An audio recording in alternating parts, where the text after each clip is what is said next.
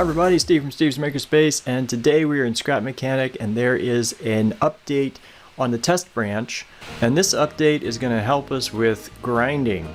I do recommend that you back up your survival save file every time you play Scrap Mechanic Survival, but especially if you're going to be using the test branch.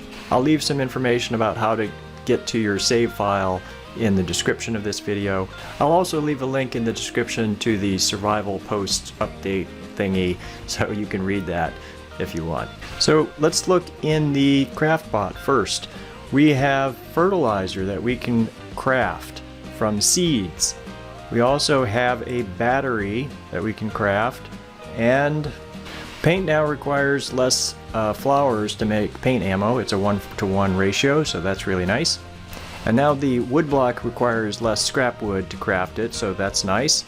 There's also a chemical container, which I don't think I would recommend crafting this chemical container because you can actually collect chemicals using a large chest.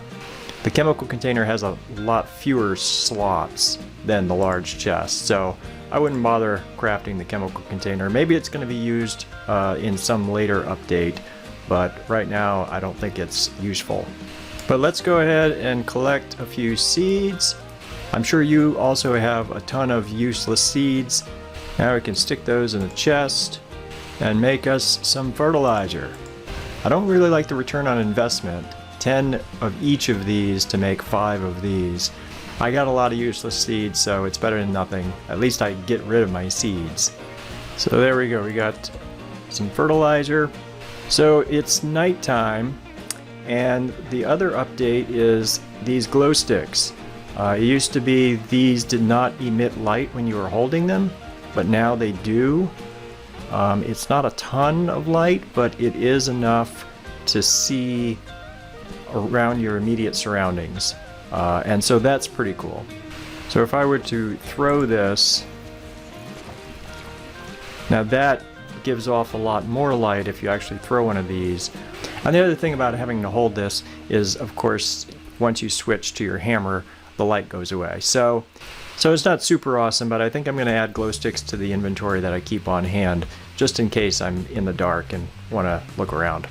The other awesome thing, we can now get more glue clams. Used to only get 1 for each clam. And then the oil. I've got 1 oil in my hotbar, so you can watch that. And now I just got 2. Looks like we're getting between 1 and 3 crude oils per geyser. Mostly 1 or 2 and occasionally 3. And then with the clams, it looks like we're getting between 1 and 3 clams, with 2 and 3 being the most frequent.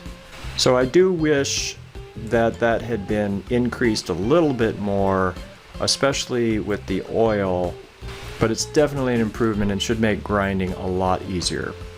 So I just spent a few minutes gathering stuff, and I've got quite a bit more clams and oil than I normally would in that amount of time. And then another thing that's going to be nice for multiplayer is you can now drop a tool on the ground for your buddy to pick up. It used to be you couldn't do that, you'd have to put it into a chest in order for your buddy to get it in multiplayer.